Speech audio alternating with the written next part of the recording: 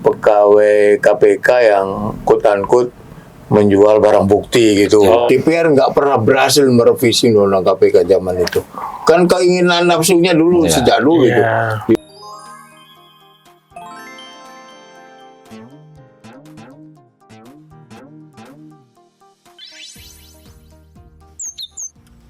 Kembali lagi di podcast Siasat, saling silang pendapat. Hari ini kita mau ngobrol-ngobrol, banyak juga seperti biasa. Tiap minggunya kita pasti menghadirkan narsum-narsum untuk membahas tema-tema ya, Bu ya, isu-isu yang lagi rame sekarang. Nah, hari ini kita kedatangan narsum yang mungkin para pendengar podcast Siasat udah nggak asing lagi nih, Bu. Mantan jubir KPK dari 2006 sampai 2014.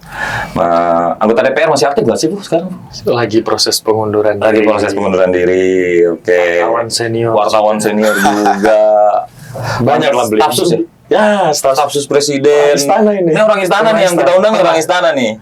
Ya, selamat datang pada Bang Johan Budi, Bang. Makasih banyak, Bang, udah menyempatkan waktu, Bang. Terima kasih sudah diundang di Siasat. Siasat, Bang, ini namanya saling silang pendapat. Saling silang pendapat. Nah, hari ini kita mau ngobrol banyak sama Bang Johan Budi. Banyak yang malah kita obrolin lah dari sisi, mungkin lebih tepatnya sisi penegakan hukum kali. Betul, karena beliau rame lagi mau jadi Capim KPK. Capim KPK. Capim KPK. Nah, itu berarti kita banyak mau kita tanya-tanya ini Bang, ya kan, khususnya tentang secara garis besar penegakan hukum lah, Bang, di Indonesia, Bang. Nah, sebelum kita masuk ke situ, Bang, bener nih, Bang, desas-desusnya Abang mau naik lagi mencalonkan diri jadi calon pimpinan KPK, Bang? Ya, jadi memang saya ikut seleksi Capim KPK ya di Pansel ya, untuk 2029. Dalam rangka itu saya sudah mengajukan pengunduran diri ke pimpinan DPR bulan Juli yang lalu.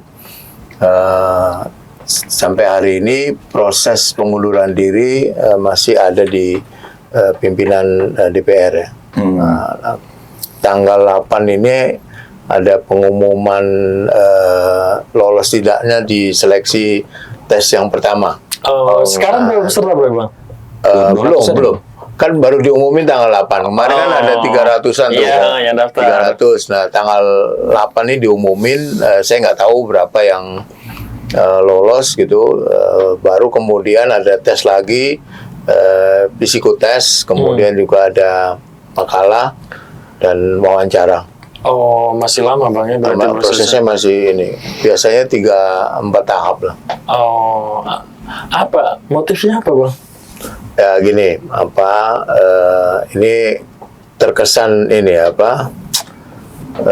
kayak kata-kata mutiara ya. Tapi setelah saya di DPR ya, kemudian melihat situasi dan kondisi saat ini, terutama ya, saya orang lama di KPK. Betul. 2005 sampai 2015 akhir ya, itu 10 tahun lebih lah. Dan itu mulai dari titik awal KPK berdiri waktu itu. Yang pegawainya baru ratusan lah. Dan saya angkatan pertama ya, dulu di KPK yang direkrut dari luar. Sebelumnya saya di media ya. Di media. Nah, ketika itu saya sempat jadi juru bicara juga di KPK, kemudian terakhir dari PLT pimpinan. Dalam 5 tahun terakhir ini saya lihat ini persepsi publik ya, di berbagai survei saya lihat lembaga KPK itu berada di bawah, bahkan di sama DPR pun kalah gitu dari persepsi publik. Survei yang terakhir yang dilakukan oleh media itu KPK menempati urutan yang ke-7 atau ke-8 gitu. Lembaga paling tidak dipercaya. Lembaga dalam kepercayaan. Ini persepsi ya. Tentu debatable lah, Bang, ya. Ya, saya tidak menyalahkan siapa yang di KPK, tapi apa yang sekarang kita lihat dalam persepsi publik, lembaga KPK itu kurang dipercaya lah oleh publik. Nah, salah satu tujuan saya adalah bagaimana saya ikut berkontribusi nanti kalau terpilih, tentu saja ikut membangun KPK kembali. Bahasa saya itu mengembalikan marwah lah, marwah KPK. Ini cita-cita yang tentu pimpinan KPK kan ada 5 yang dipilih. Jadi paling tidak saya ingin ikut berkontribusi mengembalikan marwah KPK, kira-kira gitu. Artinya ada yang melenceng dong Bang ya? Itu tadi, kenapa sih persepsi publik terhadap lembaga KPK itu menjadi turun ya, di bawah kepolisian dan juga kejaksaan. Lembaga KPK tentu diperankan oleh insan-insan KPK yang menjalankan lembaga KPK.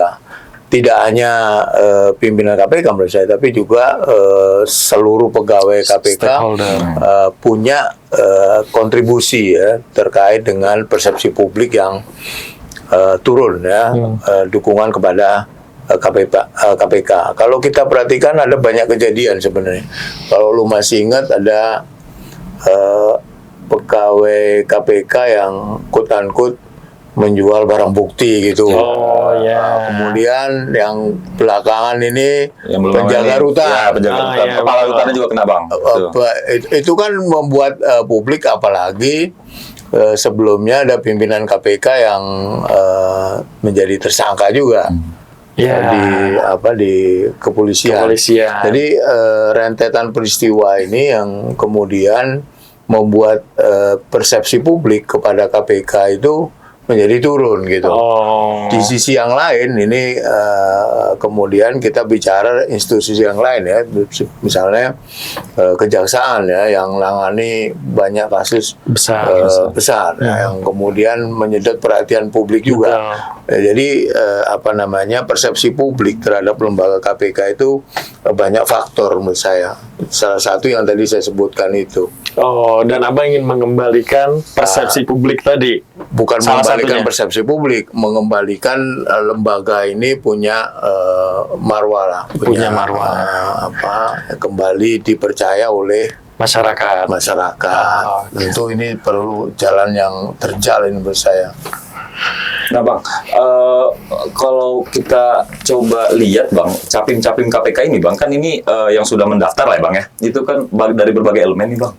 Ada institusi kepolisian, kejaksaan, terus profesional, segala macam Bang. Nah, menurut pandangan Abang, kalau misalnya ada kayak kepolisian, kenapa kepolisian ini harus ikut gitu Bang, bertarung di capim KPK atau kejaksaan gitu Bang, segala macam? Ini kalau kita kembalikan ke aturan Bang. Di dalam aturan di Undang-Undang Nomor 19 Tahun 2019 itu tidak ada aturan yang melarang siapapun dari instansi manapun untuk ikut seleksi di pimpinan KPK. Tentu baik itu kepolisian, baik itu kejaksaan, dan juga tokoh-tokoh atau dari kelompok NGO, intelektual, itu boleh-boleh saja daftar menjadi calon pimpinan KPK. Nah, nanti siapa yang dipilih kan tergantung panselnya. Dan proses di pansel ini kan juga menyerap informasi yang disampaikan kepada publik. Jadi nanti ada range-nya sampai tanggal 24 atau 25 Agustus ya. Itu pansel menerima laporan dari masyarakat. Siapapun termasuk saya gitu ya, yang menurut publik apa yang itu nanti disampaikan kepada pansel. Nah, pansel inilah yang kemudian memilih selain tadi soal seleksinya kan ada seleksi tertulis, ada seleksi wawancara, ada makalah, itu juga ada masukan dari publik kepada pansel mengenai sosok-sosok itu gitu. Kalau peran presiden Bang, karena di KPK yang hari ini ya Bang ya, karena udah di bawah eksekutif kan Bang KPK. Nah menurut Abang peran presiden itu seberapa jauh sih Bang? Nah ini pansel apa KPK-nya? KPK Bang. KPK memang di Undang-Undang 19 2019 kalau di undang-undang kita review ke belakang ya, Undang-Undang 30 tahun 2002, KPK itu tidak dalam klaster eksekutif, Eksekutif. legislatif, Iya. tidak dalam Iya, klaster dia itu. sendiri ya Bang ya. Iya, jadi dulu istilahnya itu pegawai KPK. Istilahnya itu. Iya. Sistem penggajiannya beda sendiri, kemudian juga sistem seleksinya sendiri. Nah, sekarang di Undang-Undang 19 tahun 2019, KPK itu bisa dikategorikan keputusan MK ya kalau nggak salah, itu masuk di dalam klasternya eksekutif. Eksekutif. Menjadi ASN pegawainya. Nah, banyak orang hanya melihat bahwa KPK menjadi ASN ANSI gitu. Padahal konsekuensi dari situ itu banyak. Pertama, begitu menjadi ASN, rujukan undang-undang yang dia gunakan apa? ASN. ASN. Undang-undang ASN. Yang kedua, kalau undang-undang ASN tentu mekanisme seleksi juga beda. Beda betul Bang. Kalau dulu orang menjadi direktur di KPK nggak perlu pangkat dan golongan. Betul. Jadi bisa orang luar juga bisa masuk. Kemudian nggak mengukur golongan 3A4 atau eselon, nggak ada dulu. Eselon itu nggak ada, dulu ya. namanya, ya. Tapi di Undang-Undang Nomor 19 tahun 2019 ini, kalau kita lihat dia sebagai ASN, tentu rujukannya adalah proses seleksinya ya ASN. Nah, itu mengubah itu menurut saya mengubah konstelasi yang ada di lembaga KPK gitu. Nah, menurut Abang Bang, itu menurut Abang KPK dulu dan KPK sekarang kan tadi tagline Abang tuh mengembalikan marwah KPK nih. Nah, menurut Abang mana yang lebih baik untuk KPK, di yang lama atau yang baru? Gini, kenapa tadi di awal perbincangan kita menyitir soal persepsi publik? Kalau dulu persepsi publik terhadap lembaga KPK kan tinggi kepercayaannya. waktu itu. Kalau sekarang kan ini bukti survei ya, Iya. meskipun persepsi, Iya. yaitu bisa dikatakan lembaga KPK sedang tidak baik-baik saja Betul. menurut saya sekarang.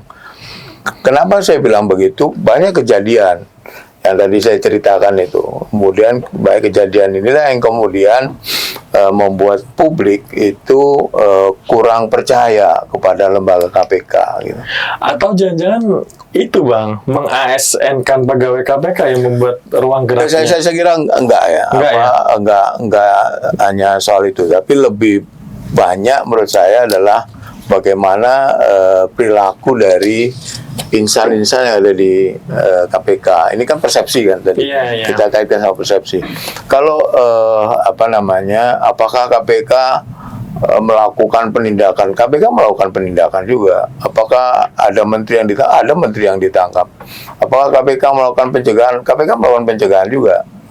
Sama sebenarnya tugasnya yang dikerjakan sebelum periode sekarang dengan yang dulu itu sama. Iya. Dan yang sekarang juga melakukan itu gitu. Iya. Jadi bukan nggak ada yang ditangkap, nggak juga. Betul. Nah, tapi kenapa kok persepsi publik turun? Itu tadi karena ada kejadian-kejadian yang kemudian di mata publik itu membuat muncullah ketidakpercayaan. Misal ketua KPK tersangka misalnya. Iya. Terlepas dari ini ya kasusnya, tapi itu kan yang diserap oleh publik gimana ketua KPK menjadi tersangka korupsi gitu. Kalau Betul. lihat kasus yang disangkakan ya, meskipun sekarang nggak tahu lagi tuh kasusnya seperti apa. Misalnya itu. Iya, kalau Kejagung, Polri ya mana-mana aja kan Bang. Dan tiga lembaga ini kan sering disebut kadang intrik-intrik berantem gitu. Gimana Bang itu sebenarnya? Saya di Komisi 3 ya. Betul. Waktu rapat terakhir dengan pimpinan KPK, ada yang mengagetkan saya ya. Apalagi saya dulu lama di KPK.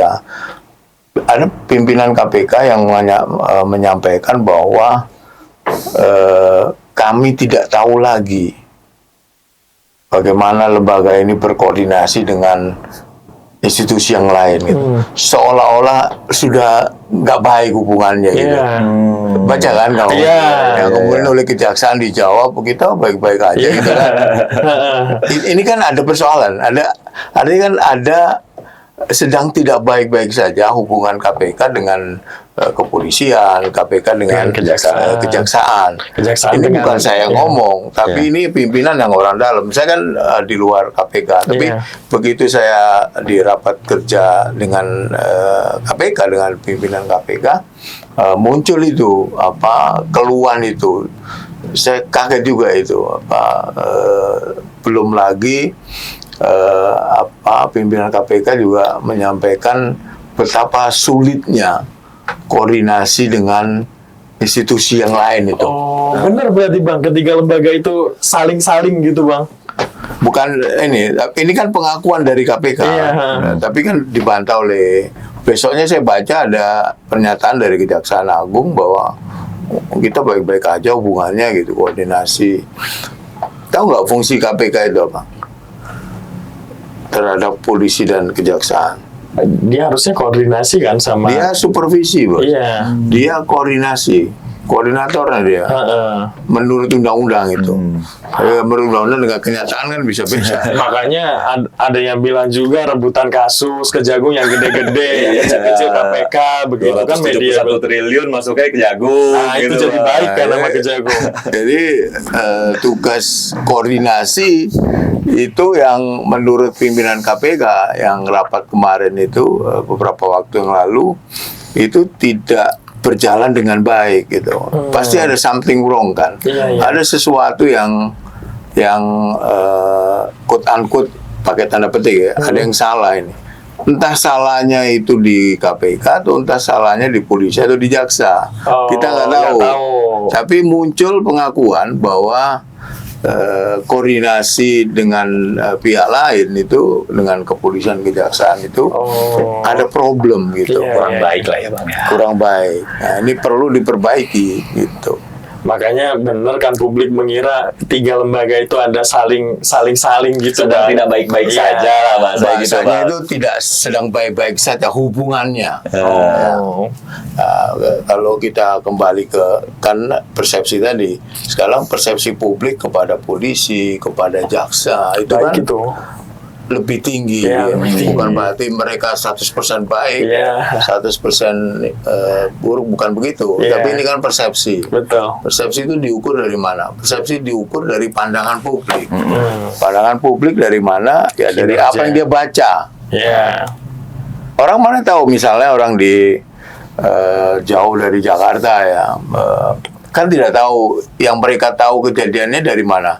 Dari berita, dari media sosial, dari media mainstream, yang kemudian di capture lah itu, yang akhirnya masuk ke pikiran bahwa KPK sedang tidak baik-baik saja gitu, karena kejadian-kejadian yang gitu. Iya, makanya kemarin masyarakat pada applause kan sama Kejagung dengan 300T yang kita juga nggak tahu itu Bang. Kan rame lama itu Bang.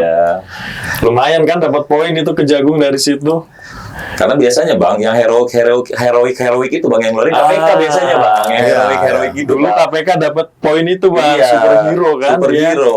Nah, ini pertanyaannya kenapa gitu. Nah, itu yang itu pertanyaan itu jangan ke saya ngomong soal persepsi tadi. Ini saya kan melihat gambaran persepsi publik ya terhadap lembaga KPK. Kenapa sih kejaksaan itu, kalau kita bicara soal persepsi ya? Kenapa sih kejaksaan? Kan dia beritanya banyak itu soal itu, soal kasus gitu, bombastis. Tapi media menurut saya harus mengikuti. Mengikuti apa? Mengikuti alur yang dia usut. Ketika rapat dengan Jaksa Agung, saya sampaikan, jangan sampai di awal ramai gitu ya, di tengah-tengah sepi, endingnya hilang. Nggak ada ujungnya. Itu jangan sampai begitu. Saya ngomong begitu ke Jaksa Agung waktu itu. Kemana yang kemarin disita triliunan itu, misalnya. Oh, ini kritik abang ini. Jadi kan mempertanyakan, ngomongin soal kejaksaan ini, kan dia persepsinya bagus. Menurut saya media jangan berhenti pada di awal aja di gitu. Kasusnya maksud saya harus dikawal media itu harus mengawal Jadi gini loh, media pada umumnya, saya kan lama di media juga, Iya. tentu akan memberitakan kasus-kasus yang besar. Ya, yang Kalau viral, ada Bang. kasus besar, kemudian ditimpa oleh kasus lebih besar, ini hilang, Pak. Ya. Betul. Kasus yang ini. Kemudian ada kasus lagi, hilang juga. Ada peristiwa apa gitu. Semua ini misalnya sekarang ya, ini bukan tanpa, nggak ada maksud menyalahkan siapa-siapa ya. Karena ini kan soal soal bagaimana publik melihat apa yang ditayangkan oleh media. Betul. Sekarang kasus Vina Vina. menenggelamkan kasus-kasus yang lain kan. Ya, Betul. betul Bang. Benar nggak? Betul. Sebelum kasus Vina ini ada kasus lagi. Nanti ada kasus lagi. Tenggelam yang dulu. Iya, Yang kemarin rame di Kejaksaan kasus apa? 271 triliun itu. Yang timah kan, yang Kasus rame. timah. Iya. Nah, di mana kemudian ada perseteruan Perseteruan antara Polri Jampitsus sama ini Densus. Densus. Jangan nama Densus dong. Polri. Sama Polri. Iya. Nah, kemudian kan sempat rame tuh. Ha-ha. Sehari Hilang. 2 hari rame. Hilang. Nah, itu tanggung jawab lu kalau lu media ya. Kemudian itu gimana selesainya? Udah hilang kan? Hilang Udah begitu orang aja. udah lupa. Betul. Masalah kasus Vina. Kayak ini otokritik juga. Oh, boleh Bang. Setelah itu hilang. Nggak jelas itu gimana kelanjutannya. Seorang Jampitsus diintai kan? Ya, disadap ya Bang ya. Dia diintai. Diintai. Bukan disadap, diintai. Diintai sama Itu salah yang mengintai apa salah yang diintai? Kan nggak jelas. salah media kata Abang yang membawa harga ini. Bukan, saya nggak menyalahkan media, jangan salah. Maksud saya itu berhenti dengan ada kasus lain gitu loh. Iya, tapi itu berujung damai Bang. Saya sih nggak tahu karena saya nggak baca. Berujung damai. Saya nggak baca kelanjutan itu. Persoalan serius. Seorang Jampitsus itu bukan persoalan ecek-ecek, Pak. Betul Bang. Nah Bang, ini Bang, Jampitsus itu orang kedua loh setelah menelaah lah Bang penegakan hukum di Indonesia Bang. Bang bilang tadi bahwa KPK hari ini ada di bawah persepsi publiknya ya Bang Persepsi ya, jangan persepsi salah, publik persepsi. lagi-lagi KPK itu ada di bawah kepolisian dan kejaksaan. Nah Abang melihat kepolisian dan kejaksaan ini kan nggak mungkin juga Abang bilang, Abang juga tadi Abang mengutip bahwa nggak mungkin dia benar 100% juga. Nah Abang kalau melihat secara umum Bang, hari ini kan gitu kalau bahasa Gen Z Bang sekarang, kalau belum viral belum rame Bang. Belum Ya, ditindak. Ini yang saya mau sampaikan ya. Jadi kenapa kejaksaan itu di mata publik baik ya. Kemudian polisi juga baik. Apakah kejaksaan 100% jaksanya baik-baik saja? Enggak juga. Belum tentu. Ada oknum juga yang Betul. buktinya ada yang ditangkap gitu. Iya. Kemudian apakah kepolisian juga enggak juga, ada juga polisi yang brengsek kan. Tetapi kalau ini subjektivitas ya, kejaksaan itu ketika dia menangani sebuah kasus korupsi yang gede, dia langsung sampaikan Pak kepada publik, dan itu di blow up ini, dan itu diikuti, mata semua mengikuti ini kita kaitkan sama persepsi ya, hanya persepsi. Kemudian kenapa kepolisian itu juga ini? Polisi itu kalau menurut saya saat ini Kapolrinya itu responsif, Pak. Kalau ada sesuatu yang kemudian ramai diviralkan, dia langsung Cepat turun tanggap itu tangan, Bang ya. turun tangan, nggak dicuekin gitu. Kasus apa? Ingat nggak lu ada apa? Ini saya langsung soalnya sempat waktu kabar reskrimnya waktu kabar reskrimnya Pak Agus. Ingat nggak ada polisi yang nidurin anak tersangka itu? Kalau polisi yang tidurin anak tersangka. Kapolsek atau apa itu di Sulawesi Tenggara atau apa itu? Oh iya. Lu harus banyak baca lu kalau jadi host. Iya Bang. Kita kan mengingat-ingat banyak juga di polisi Bang masalahnya. Ya, Banyak jangan sampai kasus. nggak tahu. Lagi mengingat Masalah Bang. sumbernya lebih tahu. Delay dulu. Ya. kemudian saya kan selalu sampaikan ini ke Pak Kapolri ya, beberapa raker lu bisa dilihat di YouTube itu. Saya sampaikan, Pak Kapolri, kalau ada yang nakal, kalau ada Kapolres main proyek, Kapolres nakal gitu ya, jangan dimutasi, jangan diturunkan pangkatnya, tapi pidanakan. Gitu. Jaksa Agung juga pernah saya sampaikan juga, kalau ada jaksa nakal, itu jangan publik jangan dikasih tahu ini udah dimutasi loh dari Jawa ke, jangan begitu, tapi pidanakan untuk efek jerah kepada polisi atau jaksa yang lain. Nah, kembali ke yang tadi, yang kasus soal itu, saya sempat WA sama Pak Kabar Eskrim, itu cepat responnya itu. Tidak hanya di mutasi atau apa, langsung dilakukan penyelidikan. Iya. Jadi dituntut secara pidana polisi itu. Nah, ini kan terekam oleh publik itu, sehingga banyak sih kasus yang kemudian kasus Vina ini misalnya, itu kan langsung Mabes Polri Pak Wahyu ya kalau nggak salah udah ngomong kan, itu membuat publik menjadi respect gitu. Ya memang peran netizen itu luar biasa sekarang itu. Kalau pers itu pilar keempat ya, demokrasi.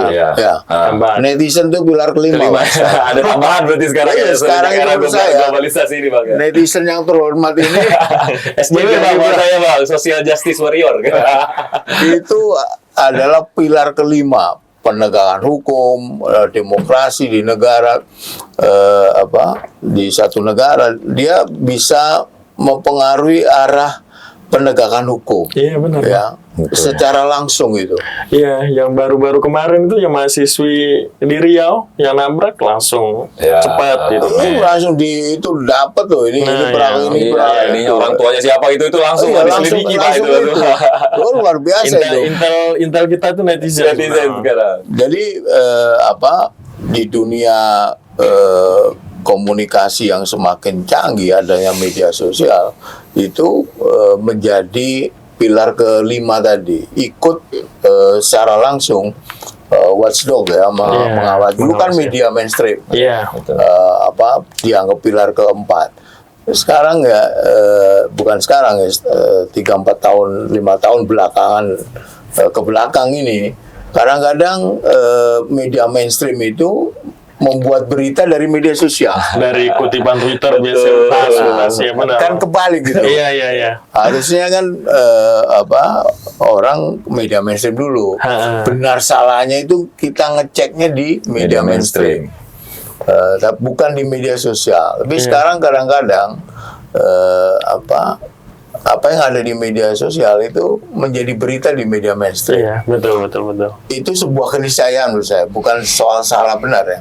Tapi di era teknologi informasi yang semakin canggih ya, kemudian kalau saya sih ini quantum leap ya, lompatan. Iya. Saya mengalami zaman yang dari mulai pakai disket. Disket 3,5 floppy. Pakai pager. Dulu saya ngeliput pakai pager, Pak. Jadi ya, ini dulu kantor telepon. Sampai sekarang jadi mengalami banyak ini yang menurut saya itu 5-6 tahun belakangan ini begitu cepat ya, perubahannya begitu cepat. Sekarang ada kripto.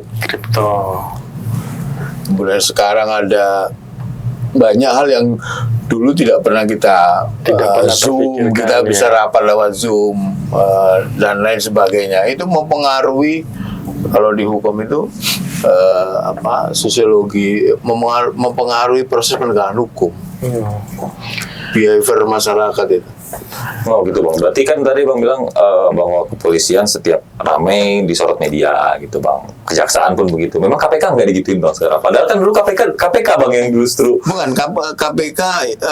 KPK melakukan tugasnya kan, saya tadi bilang, dia nangkep kemudian pencegahan juga iya. Jadi yang dilakukan oleh KPK sekarang dengan dulu sama sebenarnya. Dia melakukan tugasnya juga. Betul. Apakah ada menteri? Ada juga yang ditangkap gitu. Jadi dari sisi itu KPK bekerja juga gitu.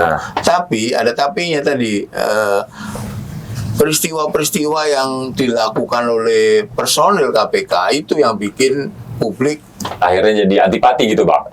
Turun tadi, persepsi tadi kan turun. Apa? Ya, itu tadi ada penjaga rutan yang ngutip, gitu-gitu loh. Ya, betul. Itu rentetan itu kan nggak sekali 2 kali, dan itu diberitakan juga kan oleh media yang kemudian terekam oleh publik yang kemudian menyimpulkan loh kok KPK begini ya gitu. Iya, memang Kejagung itu juga di awal aja kan Bang, rame waktu itu 271T. Belum dijelasin kerugian ekologis kan Bang. Lambat laun dijelasin pelan-pelan ya. Itu yang bikin rame itu Bang. Bukan kan nggak ada yang nanya media menurut saya setelah boomingnya gitu Bang. Timah. Coba kalau saya ini mau riset. Timah mulai muncul kapan? Wah, udah lama ya. Kemudian masih terus gak? Kemudian kan tenggelam oleh kasus yang lain. Iya. Nggak, sekali lagi ini bukan menyalahkan yang nggak memberitakan atau yang memberitakan. Bukan. Maksud saya tentu media akan mengangkat peristiwa-peristiwa yang menjadi perhatian publik kan. Betul. Tapi ketika ada kasus Vina yang menyentuh hati nurani masyarakat, ya tentu itu menjadi perhatian. Bahkan ada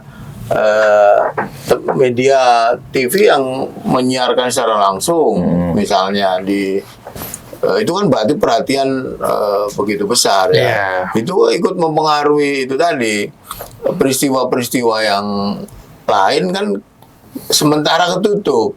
Kayak koran kan halamannya terbatas, kan nggak bisa muat semuanya. Ada headline gitu kan. Iya, dan karena banyak kasus-kasus itu beberapa kinerja KPK nggak tersorot. Sekarang kasus Pak Firly misalnya.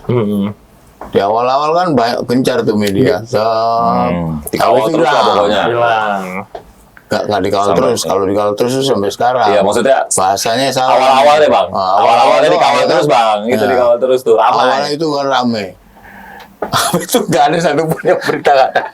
Itu kenapa Bang? Loh ya nggak tahu saya. Lah kan Abang pernah di media juga. Loh ya nggak tahu, makanya tadi di media itu kan pasti memberitakan sebuah kan news harus ada value-nya kan.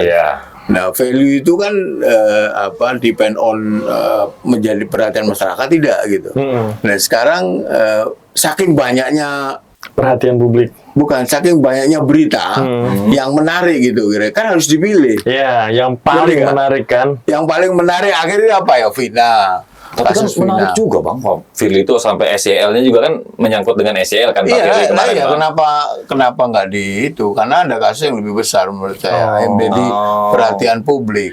Kasus Firly menarik, tapi ada yang paling menarik. Ada yang menjadi perhatian publik kan kasus Vina. Iya.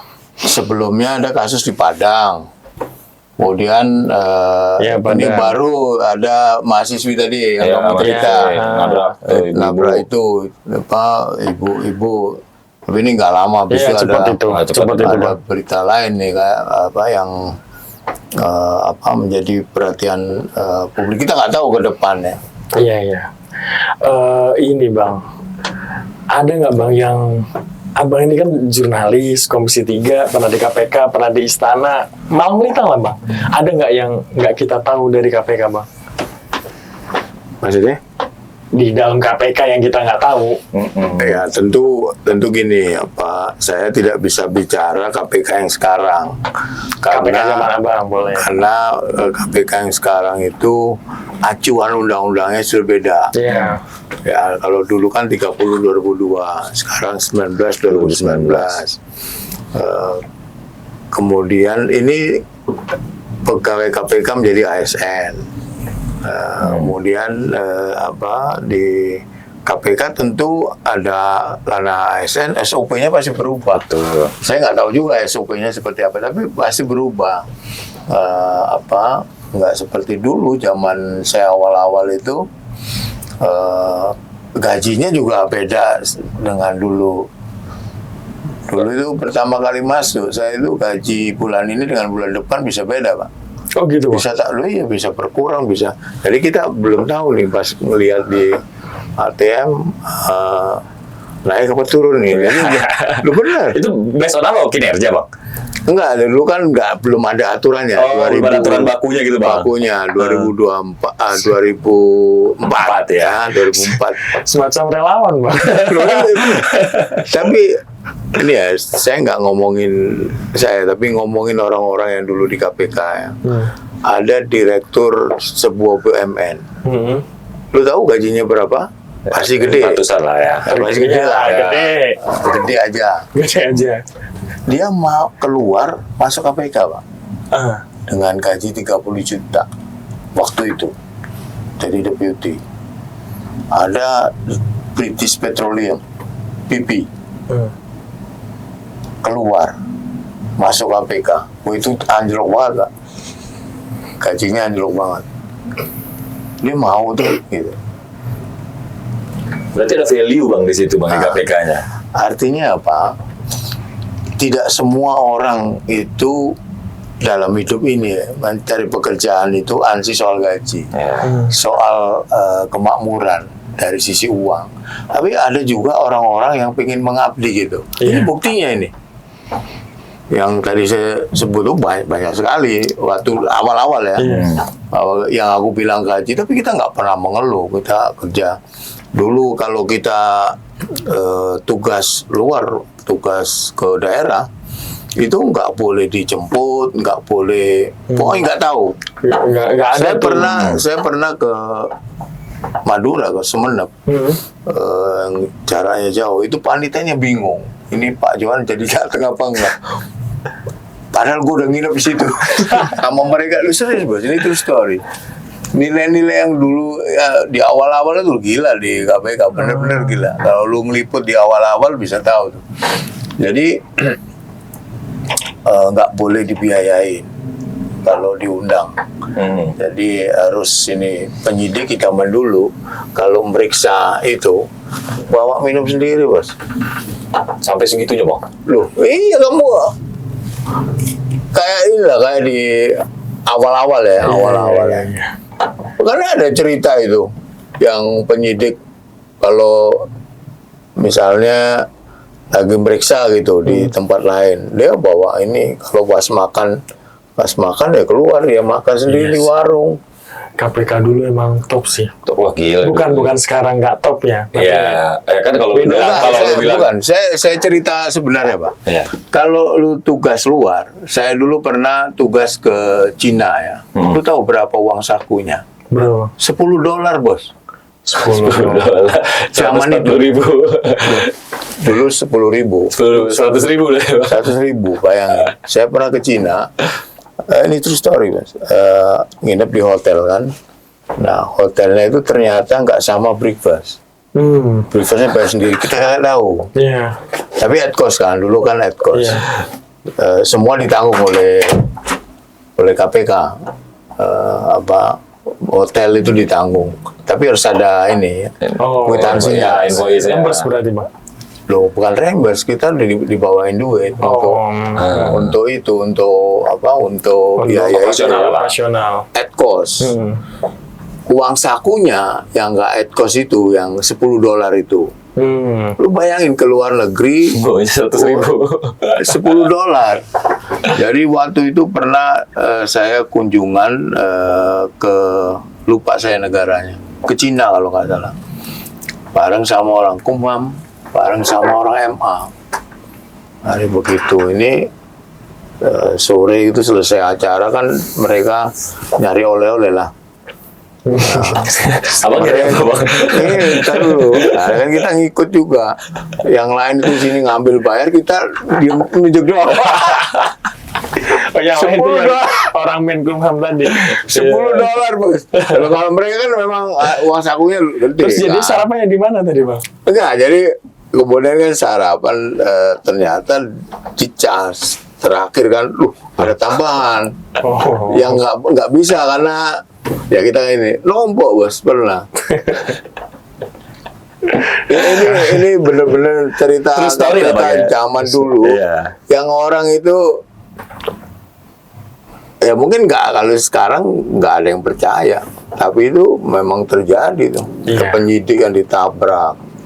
Dulu kita nggak boleh ngumumin itu, Oh. nggak boleh sama Pak Ruki, jangan.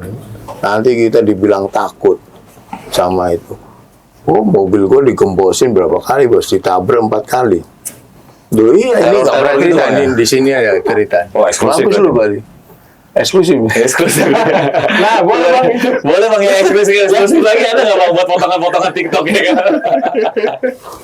Dulu itu ada penyidik ya, ada jaksa juga yang mau jemput, mau ngambil seorang tersangka di luar pulau. Kita nggak sebut inilah. Iya, jangan, Tapi ini true story. Dia dihadang, kemudian dipakai tenun itu bos. Nggak bisa jalan, lumpuh. Ada jaksa waktu itu. Jadi begitu sampai sana di hotel, dia nggak bisa jalan. Lumpuh gitu bang? Lumpuh gitu. Akhirnya dievakuasi. Jadi nggak jadi meriksa, diambil. Kejar sembuh dia. Loh iya. Terus yang kasus Buol, ingat gak? Yang ditabrak itu penyidiknya. Iya, ingat bang tuh bang. Ditabrak. Dulu di lantai 3 tempat pimpinan KPK itu jubir kan, saya dulu jubir kan di lantai 3. Iya. Kalau yang nggak liput di KPK nggak tahu, kalau dia tahu tuh. Ada itu kadang-kadang di kamar mandinya itu ada buntelan warna putih, itu kan pernah ditemukan itu yang dibungkus kulit. Iya, ini kayak kambing. alat teluh gitu bang. Teluh. Sebegitu ya coba. Teluh yang kemudian di dalamnya ada rambut manusia gitu, macam-macam tuh. Oh, real itu bang? Loh, ini real, Pak. Waktu itu pernah satu lantai itu sakit semua itu pimpinan, sama jubirnya sakit juga. Saya pernah sakit yang ketika itu diperiksa oleh dokter, nggak sakit apa-apa, tapi benar-benar ini apa? Di medis nggak ketemu tuh bang? Di medis, Secara medis? Secara medis itu saya nggak kenapa-apa. Tapi badan tuh kayak panas gitu ya. Dan itu Pak Antasari juga sakit, Pak. Itu Nah pernah itu abang panas gitu pas abis cek rekening bang. Biasanya kalau kita begitu bang, panas kalau abis cek rekening. Karena kan belum jelas kan bang, gitu kan bang. Kan gajinya kecil. Bukan, zaman itu zaman yang gue ceritain ini zaman Pak Antasari. Udah fix. Udah lumayan lah ya. Udah fix. Tapi nggak gede juga. Udah fix dulu. Nggak gede juga tapi. Nah, bang, fix, ngomong udah masalah itu bang, menurut abang, idealnya bang, kalau untuk lembaga anti rasuah itu bang, permasalahan gaji, kemaslahatan pegawai dan kesejahteraan pegawai itu idealnya kayak gimana menurut abang? Ya menurut saya KPK ini punya kewenangan extraordinary body Ya, namanya. Karena itu pegawainya juga harus ekstra, tidak boleh sama dengan pegawai negeri misalnya, ASN tidak boleh sama. Karena itu ketika KPK dibentuk kan dia punya kewenangan yang khusus termasuk kepada pegawainya. Jadi ketika 2007 zaman Pak Antasari itu sudah fix struktur gajinya udah Yeah. fix. Saya masuk di fungsional 2 kalau nggak salah. Jadi pegawai itu ada fungsional 1, 2, dan 3. 1 lebih tinggi dari 2, dari 3. Saya di 2 apa di 3 dulu fungsional. Saya fungsional ada direktur, ada kasatgas dan lain sebagainya. Nah itu strukturnya beda. Dan kita dulu di KPK itu lu harus time sheet bos, pakai laporan setiap hari. Jadi di HP telepon di ruangan itu terkonek. Jadi kamu nggak mungkin bohong itu. Kamu udah telepon ini ke sini, itu ada semua di KPK dulu itu.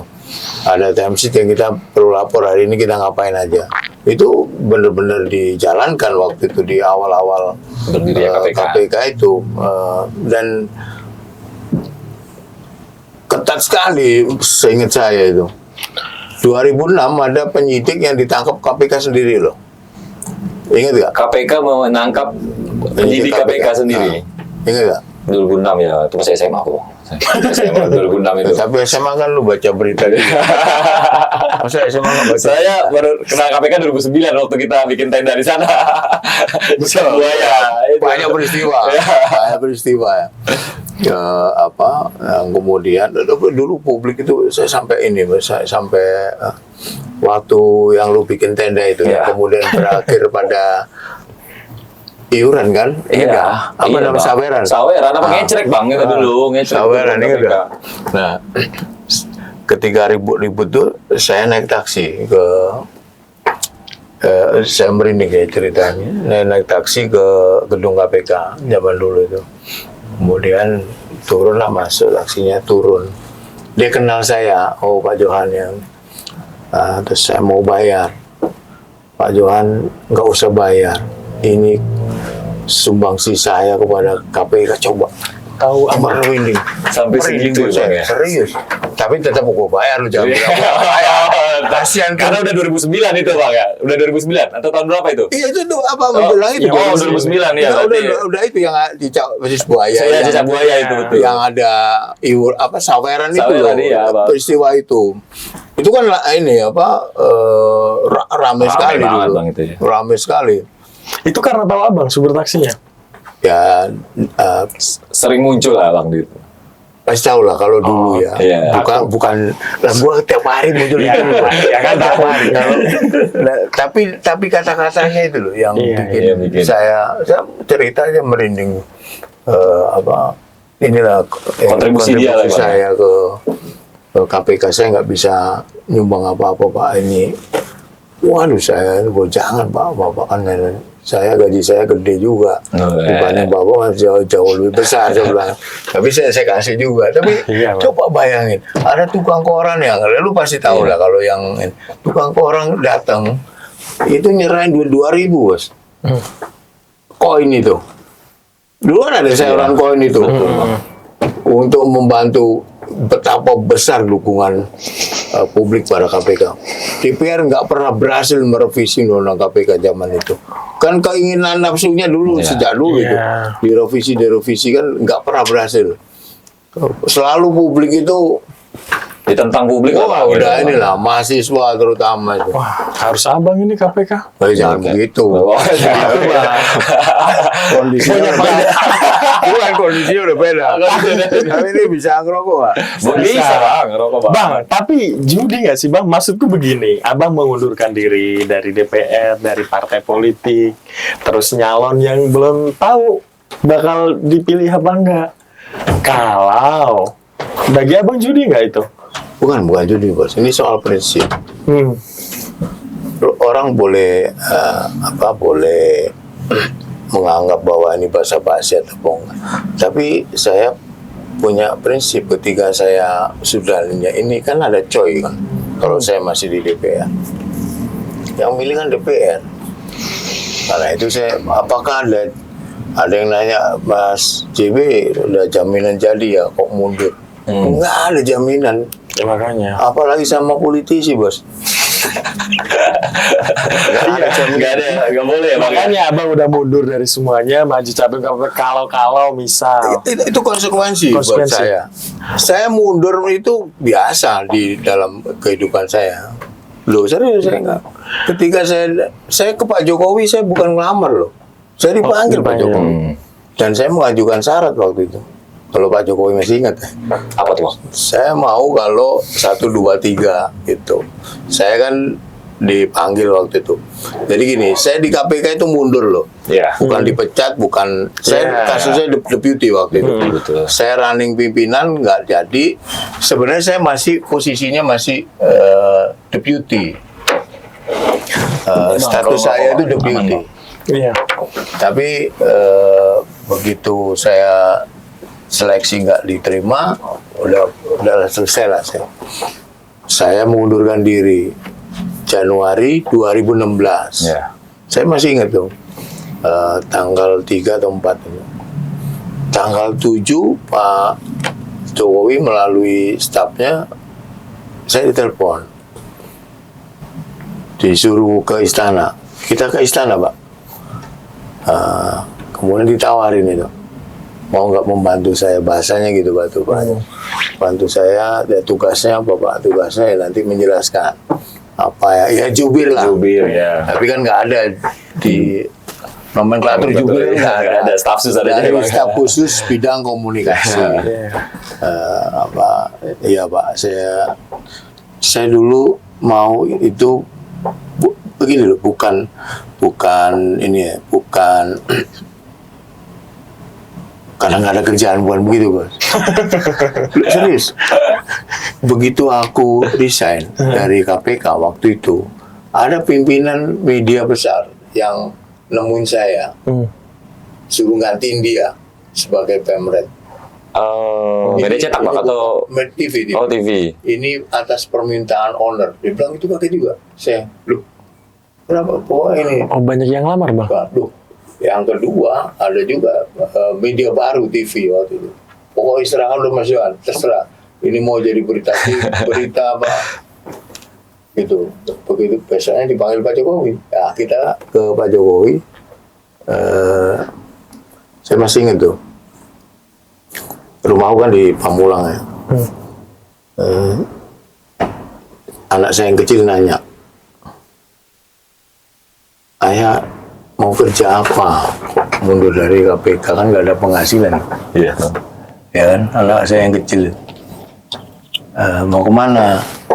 Ya ini dia, ayah lagi mau nyari kerja. Saya berangkat nggak dari rumah itu nyari kerja. Di tengah jalan ditelepon sama istana itu. Lu saya nggak tahu Bos, serius nggak tahu. Tapi mau kemana itu, Bang? Itu rencananya mau kemana gitu? Rencananya mau Ya, kemana? untuk jawab anakku aja. Nanti keluar aja dulu. Iya. Bravi. Iya, kan anakku yang kecil itu istilahnya kan gabut kan. Saya di DPR bilang gabut gitu. Iya, terus Bang, ditelepon istana. Ditelepon, salah satu yang nelpon itu Pak Yusuf Kalla waktu itu. Ini belum pernah terceritakan ini. Nah, eksklusif lagi, udah 2 deh Bukan, eksklusif. saya kok jadi cerita itu. Nggak apa-apa, Bang. Gak apa-apa, Bang. Ya, dari pagi itu gue nggak lihat HP. Ternyata banyak sekali yang nelpon. Termasuk dari istana, termasuk Pak Yusuf Kalla waktu kan kemana aja kau, ditungguin nih, ini mau diumumin kan, ini nunggu kamu. Nggak ada basa-basi tuh, Mas. Nggak ada basa-basi. Lu kan udah dipanggil Pak Jokowi, sebelumnya dipanggil Pak Jokowi. Oh, ini beda pertemuan Ini nih. dari dalam perjalanan yang tadi aku pamit anakku Itu pagi kan, Bang? itu pagi pagi, berangkat. ya. Saya situ nggak enak sama anak saya kan, masih kuliah, dua-duanya masih kuliah. Pertanyaannya kan langsung menusuk ke ayah nggak kerja terus gimana? Mau kerja apa gitu? Saya nggak. Ya banyak dia sebenarnya. Dulu saya keluar tuh pamitnya, ayah mau kemana? Ayah mau nyari kerja, katanya suruh kerja. Nah dalam perjalanan itu gue ditelepon sama istana itu, disuruh datang. Nah yang itu kan nggak beda lama. Kemudian ya, pas mau diumumin itu pada nelpon, ini Johani mau apa enggak gitu. Abang belum jawab pas dipanggil. Ya pas itu saya kan ngajuin 3 syarat waktu itu. Oh, apa itu, Bang? Ya nggak usah lah. Oh, nggak bisa eksklusif di sini juga, Bang. Nggak bisa, Bang. Kirain bisa eksklusif juga, Bang. 3 syarat. Nah, kan belum kapan ininya kan nggak pasti. tahu kan ya. Terus kemudian telepon banyak banget, akhirnya agak siangan gitu saya angkat lah itu, salah satunya Pak Yusuf Kalla. Cuman kemana aja kau, ditelepon sulit banget. Ini presiden nunggu ini mau diumumin, kau jadi mau apa? Siapa? Saya Pak Yusuf Kalla respect, baik banget sampai sekarang. Kemarin saya mantu ini saya undang juga beliau. Nah, beliau datang tuh. Pak Yusuf Kalla. Baik hubungannya, Bang. Baik, saya baik hubungan. Ini konsep keluar aja dulu nanti. Iya bener, itu banyak bang yang maksudnya menjalankan konsep itu bang, yang penting keluar dulu bang. Percayalah pada Allah Subhanahu Wa Taala. Bang. Artinya bang udah selesai dengan itu ya. Mau nanti jadi atau nggak mau kemana lagi? Iya. Siapa yang terbaik? Saya itu kalau selalu berdoa ya, kayak kemarin pas pileg itu. Saya berdoa setiap habis sholat tuh, ya Allah, jika menjadi anggota DPR bisa mendekatkan saya kepadamu, maka jadikanlah. Kalau menjadi anggota DPR ini justru menjauhkan aku dengan kamu, maka jangan dijadikan saya anggota DPR. Berarti kalau untuk capim KPK ini udah lama juga bang. Kalau menjadi belum, capim, ini belum. Kalau saya berdoa itu yang terbaik lah. Saya nggak pengen gini ya. Berdoa itu saya harus punya mobil, nggak begitu, tapi kayak jabatan ya. Yang terbaik lah, menurut Allah itu pasti terbaik untuk kita. Jadi kamu jangan mudah putus asa. Kalau gajimu masih kecil, jangan putus asa. Mungkin Allah memilihkan gaji kecil dulu gitu misalnya. Nanti akan diuji terus. Tapi kelama-lama terus kecil terus. Diuji terus. Ada pertanyaan, lu diuji Karena beda-beda tipis ya bang, antara diuji sama dihukum itu tipis. Kalau kelamaan tuh, berarti harus ada tolak ukurnya ya bang ya? Iya, lu introspeksi. Betul. Iya. Tapi saya alhamdulillah ya, soal pekerjaan itu dari sejak saya lulus kuliah, Bang. Lancar itu bang. Saya tes berapa kali diterima, 3 perusahaan terima. Saya dulu pernah di banyak perusahaan sebenarnya sebelum wartawan. Saya pernah di teknik benar. Saya sarjana teknik. Coba yang sarjana teknik jadi jubir KPK yang jelasin undang-undang, Bos. Teknik secara disiplin ilmu tuh gak ketemu tuh. Gak ketemu. Teknik lobby kali bang. Teknik lobby kali. Ini ada cerita waktu ada ini talk show di salah satu radio malam-malam. Lawan saya pakar hukum lah. Terus dia nyerang ini kan jubir KPK ini bukan sarjana hukum kan. Nah yang nyerang ini kan pakar hukum tapi bukan hukum pidana, hukum tata negara. Saya bilang ya kayak dokter aja kan bisa beda, bukan dokter spesialis. Ini Pak, saya belajar hukum Pak waktu kuliah itu, hukum termodinamika. Kalau hukum Newton. Iya. Itu kan tadi kita ngobrol panjang lebar bang, itu tentang hukumnya kita lihat ya bang ya. Boleh nggak bang kita masuk sedikit tentang politiknya bang? Oh boleh, silakan. Bahwa hari ini kemudian kita nggak bisa tolak banyak banget persepsi masyarakat yang mengasumsikan yang bahwa mempersepsikan lah bahasanya lebih halus bahwa KPK ini jadi alat kekuasaan, comot sana, comot sini, ancam sana, ancam sini. Abang secara pribadi ngelihatnya kayak gimana bang? Saya tidak percaya itu. Asumsinya bang? Kenapa saya tidak percaya itu? Jadi gini, ini kita bicara based on perundang-undangan ya. KPK itu pimpinannya ada 5 dan pimpinannya 5 itu kolektif kolegial harusnya. Jadi semua sama. Jadi kamu kalau neken KPK siapapun itu nggak mungkin pada 1 orang, Bos. Kepada 5 orang. Artinya ngamanin 5 orang. Harusnya 5 orang. Apapun diamanin. Satu itu. Yang kedua, sekali lagi rujukan saya kan zaman dulu, karena saya kan nggak tahu zaman sekarang. Zaman dulu, ekspos kasus itu dilakukan di depan pimpinan KPK.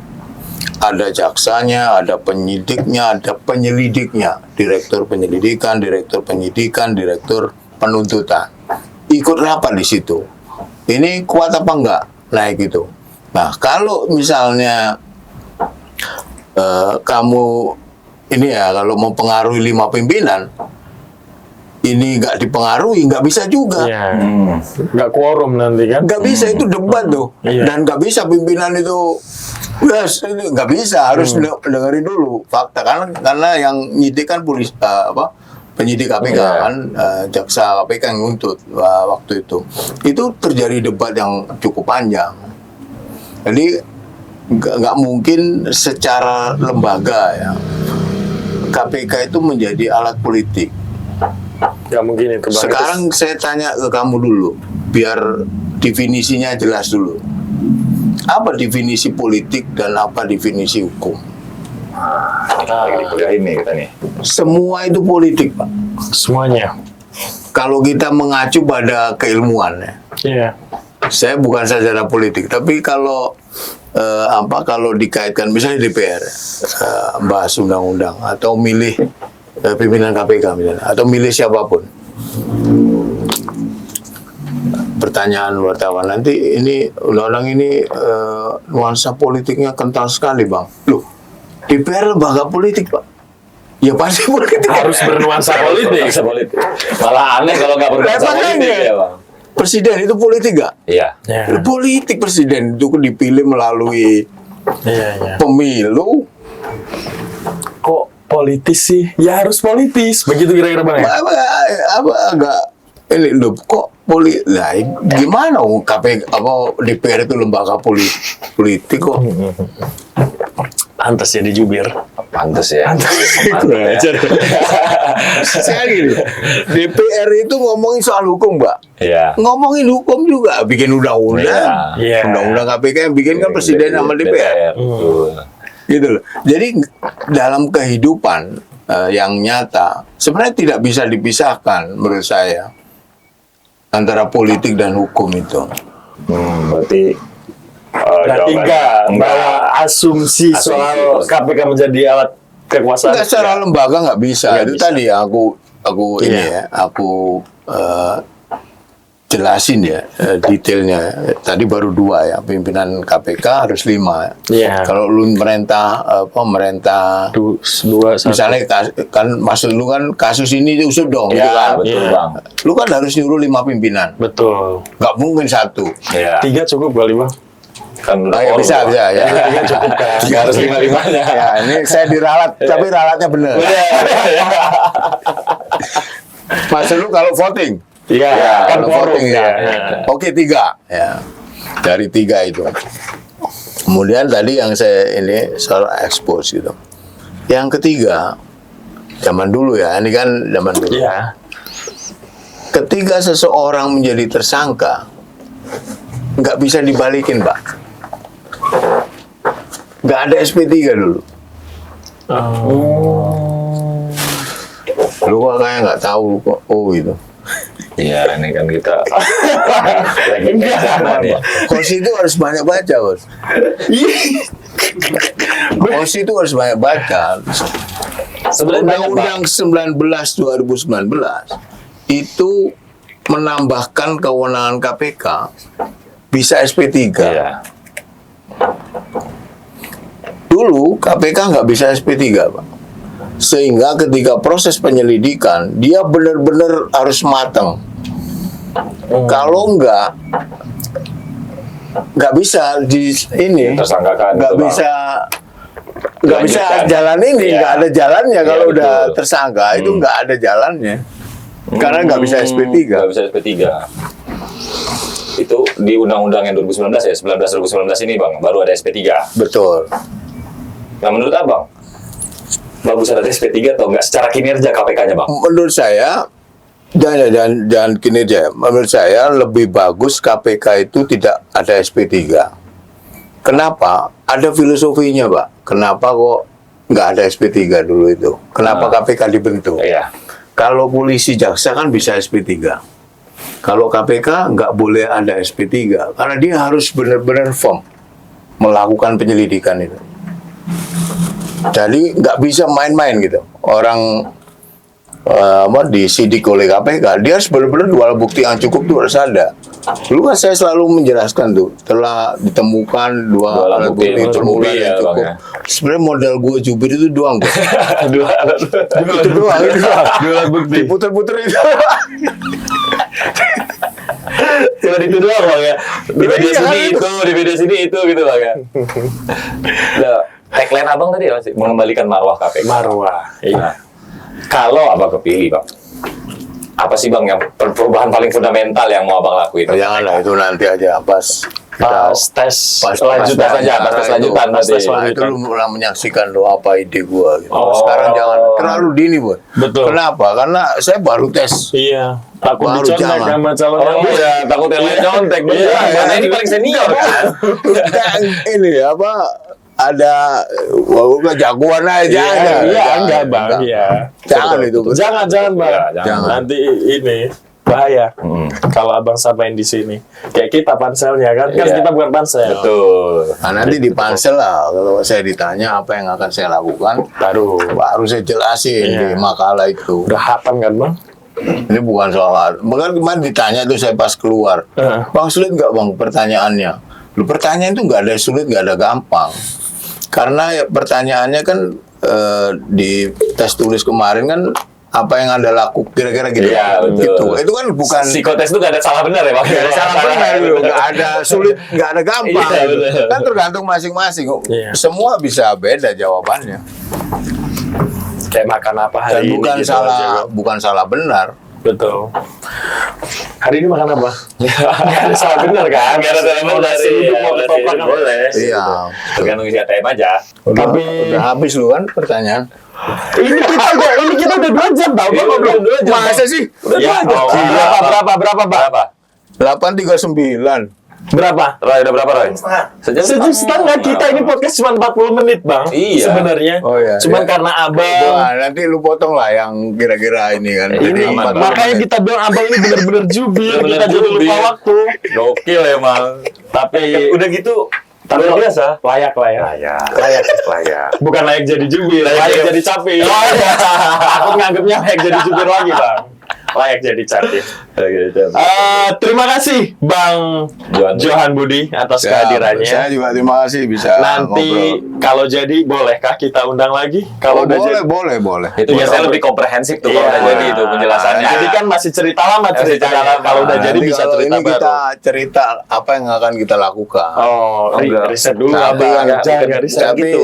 tapi ya riset dulu. Iya, kalau nggak riset baca dia dulu. mah, iya. Jangan sampai nggak tahu tadi kan. Makanya, Iya, jadi bener koreksi lagi siasat kita. aja. Gimana nih? Bosnya kok kurang Siasat oke. sia-sia berpendapat. Bahaya juga ini bang. Oke, bang. Ya, berarti nanti ke depannya kalau mudah-mudahan ya setelah Ya. dilantik itu Terpilih kamu. terpilih ya, terpilih kita. Doakan lah. Oh pasti. Ya, pasti Bang. Nanti Lu kita berdoa, coba aku amin. Kita Nah, coba. duafa, tenang. Iya. Lebih gampang jalur langsung ke Sidratul Muntaha Bang biasanya kalau doa-doa di kita nih Bang. Om doa apa? Aman bang. Oke, mudah-mudahan ini terpilih lah ya kita ini terpilih nanti ada season 2-nya sama Bang Johan Budi tuh mungkin di KPK nanti kita. Oh sebagai pimpinan KPK. Sebagai pimpinan Pas kesini KPK. lagi. Iya, betul. Sekarang capim KPK. Sekarang Nanti capim kesini KPK. lagi pimpinan KPK. Amin, amin. Oke, terima kasih. Nah, Baik. sampai ketemu di Thank you, thank episode you. selanjutnya. Thank you. Assalamualaikum.